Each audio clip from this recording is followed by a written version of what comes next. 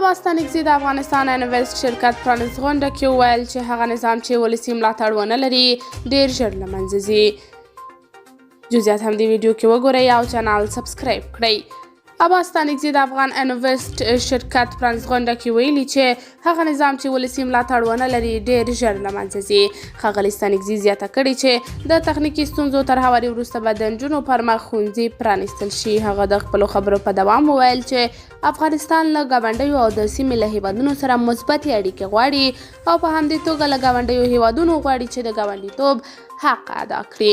10 کاله مخکې د ډیورنډ کرښې دواړو خواو اوسیدونکو په اسانۍ تګ راتګ کاوه، خو اوس نشي کولی چې په اسانۍ سره راشه درشه ولري.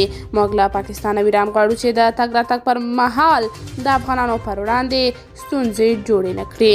دا د اسلامي امارت مسؤلیت دی چې نجونو او نارینه‌و ته د درس زمینه مساعده کړي. دا شرعي امر دی چې علم په نارینه او ښځینه‌و فرض دی. قدرمنو لیدونکو، تاسو د عباس ستانکزي د څرګندونو په هکله څه نظر لرئ؟ کمنټ کې شریک او چینل سبسکرایب کړئ.